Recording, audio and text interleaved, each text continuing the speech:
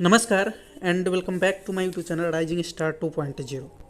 दोस्तों, अगर आप बिहार से डीएलएड सत्र 2023 से 25 में अप्लाई किया हुआ था और जो इंट्रांस एग्ज़ाम हुआ था उसमें आप सफल हो गए थे, लेकिन बिहार डीएलएड की तरफ से जारी की गई फर्स्ट, सेकेंड और थर्ड मेरिट लिस्ट में आपका नाम नहीं आया था और इसके बाद आप इंतज़ार कर रहे थे कि स्पॉट एडमिशन की शुरुआत कब से होगी, तो आप सबों के लिए वीडियो काफ़ी इंपॉर्टेंट है। जैसे कि आप लोगों को पता है कि बिहार डीएलएड यानी कि बीएसईबी की तरफ से डीएलएड स्पॉट एडमिशन को लेकर के 2 दिन पहले जो है नोटिस जारी किया जा चुका है और इस पे मैंने कंप्लीट वीडियो भी बना रखा है कि आपको डीएलएड का जो नोटिस है स्पॉट एडमिशन को लेकर के वो क्या है, किसका एडमिशन होगा नहीं होगा।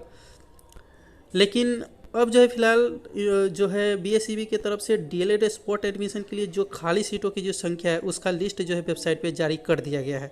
मैं रात भी एक वीडियो अपलोड जो किया था अपने चैनल पे और आपको बताया था कैसे आपको चेक करना है, लेकिन अभी अभी जो अपडेट हुआ है तो फिर से मैं आपको जो है एक बार बता दे रहा हूँ ताकि आप लोग जा कर के अपना एडमिशन ले सके।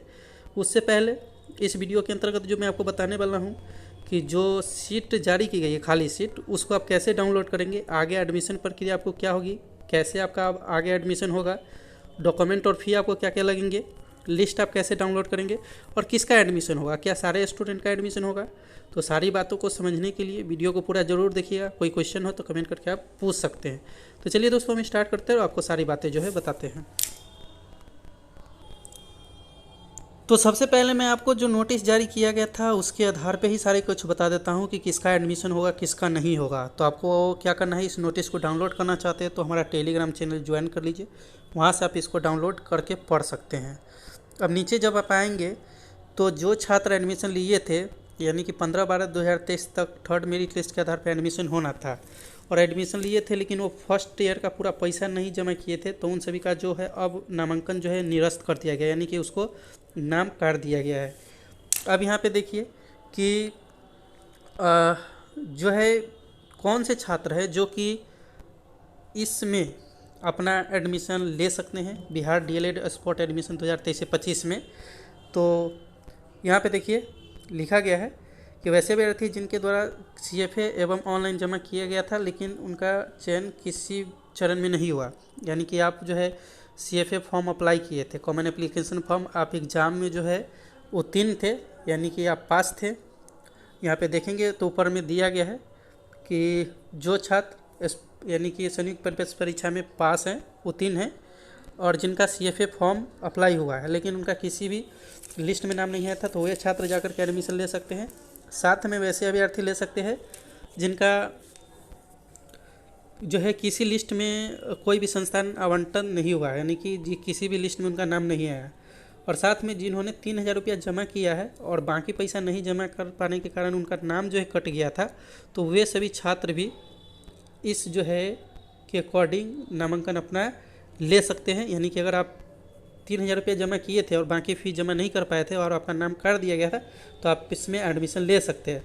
लेकिन जो छात्र अप्लाई नहीं किए थे, संयुक्त प्रवेश परीक्षा में भाग नहीं लिए थे, उनका एडमिशन नहीं होगा। तो आई होप आप समझ गए होंगे। अब चलिए आगे हम आपको बताते हैं। सबसे पहले आपको करना क्या है कि एप्लीकेशन फॉर्म आपको डाउनलोड करना है स्पॉट एडमिशन को लेकर के। नीचे मैं आपको बताऊंगा कि डेट कितने से कितने के बीच रखा गया है। जो है यहाँ पे दिया गया है कि समिति के पोर्टल पर जाकर संस्थावार रिक्त सीटों की संख्या से अवगत होंगे। तो मैं आपको बताऊंगा कि लिस्ट कैसे आपको डाउनलोड करना है, किस कॉलेज में कितनी सीटें खाली है, और इसके बाद आपको कॉमन एप्लीकेशन फॉर्म आपको जमा यानी कि डाउनलोड करना होगा। इसके बाद यहाँ पे आपको सारे स्कोर कार्ड लगेंगे, यानी कि सीएफए फॉर्म के साथ साथ आपको जो है स्कोर कार्ड देने पड़ेंगे, सारे डॉक्यूमेंट जो कि आपका मार्कशीट हो सकता है, एडमिट कार्ड हो सकता है, स्कोर कार्ड हो सकता है, जातीय आवासीय हो सकता है, यानी कि सारे डॉक्यूमेंट आप लेंगे। इसके बाद यहाँ पे नीचे आप आएंगे तो कहा गया है कि अभ्यर्थी से आवेदन पत्र प्राप्त होने पर संस्थान द्वारा तत्क्षण ही उसे आवेदन की प्रति आवेदन की प्राप्ति की रिसीविंग दी जाएगी। अब आपको जो उसमें जिस कॉलेज में सीटें खाली होगी उसमें आपको क्या करना पड़ेगा कि जा कर के अपने जो भी डॉक्यूमेंट है उसके साथ जमा करना पड़ेगा। आपके जो भी कॉलेज में आपको नाम लिखवाना है उसमें, यानी कि एडमिशन लेना है उसमें। उसके बाद आपको रिसीविंग होगा। इसके बाद देखेंगे तो कहा गया है कि संस्थान अभ्यर्थियों के CFA नंबर को अपने लॉगिन पर प्रविष्ट कर यह संतुष्ट होंगे कि उक्त आवेदन का नामांकन किसी संस्थान में नहीं हुआ है। इसमें आप वही स्टूडेंट भाग लेंगे जिनका किसी में एडमिशन नहीं हुआ है, ठीक है। ये नहीं कि आप किसी और में ले लिए है और फिर उस दूसरे कॉलेज में जा कर, तो नहीं होगा। नीचे हम आते हैं, आपको बताते हैं। इसके बाद देखिए कितने से कितने के बीच आपका एडमिशन होगा। तो जो खाली सीट की संख्या है वो आज अपलोड कर दी गई है, कल ही करना था लेकिन आज किया गया है। मैं आपको बताऊंगा कि कैसे डाउनलोड करना है। उसके बाद आपको क्या करना है कि आज से या कल से आप जा करके जिस भी कॉलेज में आपको एडमिशन लेना है, सारे डॉक्यूमेंट के साथ अपने जिस भी कॉलेज में जाना है उसमें जा करके आपको सारे डॉक्यूमेंट जमा करने हैं। आवेदन के साथ आप जो है वहाँ पे जमा करेंगे। इसके बाद जो मेगा सूची प्रकाशित जो की जाएगी वो 22/12 को की जाएगी।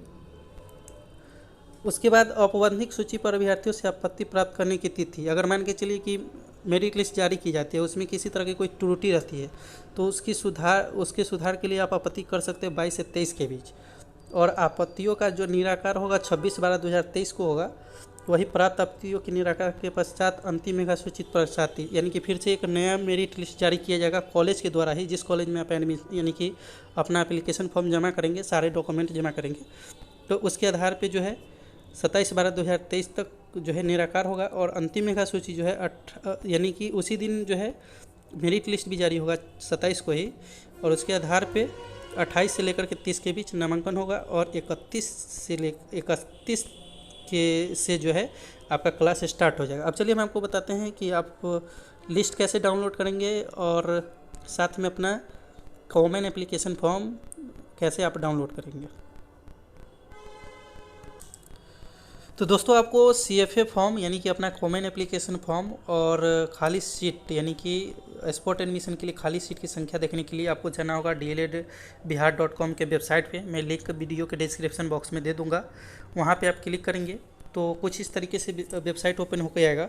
और लास्ट में अगर आप देखेंगे तो नीचे में लिखा गया vacancy for spot round admission, यानी कि इस पर आप क्लिक करेंगे तो जो खाली सीट है उसकी संख्या आपको दिख जाएगी, यानी कि डाउनलोड होकर के आएगा PDF के रूप में। उसके बाद अगर आप CFA फॉर्म डाउनलोड करना चाहते हैं अपना, तो यहाँ पे रोल नंबर डालेंगे, डेट ऑफ बर्थ डालेंगे, आपका स्कोर कार्ड और CFA फॉर्म दोनों जो है आपके प्रोफाइल में आ जाएंगे। वहाँ से डाउनलोड करेंगे। और जैसे मैंने बताया है कि आज से या कल से आप जिस भी कॉलेज में, जैसे मैं आपको चलिए बताता हूँ कि आप इस स्पॉट राउंड एडमिशन के लिए डाउनलोड करेंगे तो कैसे कॉलेज आपको दिखाएगा। अब दोस्तों जैसे आप क्लिक करेंगे DLED spot round vacancy seat आपको दिख जाएंगे। जिस भी कॉलेज में होंगे, जिस भी डिस्ट्रिक्ट में होंगे, जितनी भी सीटें खाली होगी सब लिस्ट आपको दिख जाएगा। और आपको जिस भी कॉलेज में जाकर के अपना एडमिशन लेना है उस कॉलेज में जाकर के सारे डॉक्यूमेंट के साथ आप कल से लेकर के 22 तक अपना जो है यानी कि सारा डॉक्यूमेंट जमा कर सकते हैं। और उसी के आधार पे जो कॉलेज की तरफ से लिस्ट जारी किया जाएगा उसमें आपका नाम आएगा। आप सर्च कर लेंगे कि जैसे आपको सीतामढ़ी में एडमिशन लेना है तो यहाँ पे सर्च कर लेंगे कि सीतामढ़ी में कौन से कॉलेज में सीटें खाली है, तो आपको ज़्यादा दिक्कत नहीं होगा। लेकिन आप अगर अब जैसे यहाँ पे क्लिक करेंगे तो देखिए सीतामढ़ी में कौन कौन से कॉलेज है जहाँ पे सीटें खाली है, तो यहाँ पे दिख जाएगा।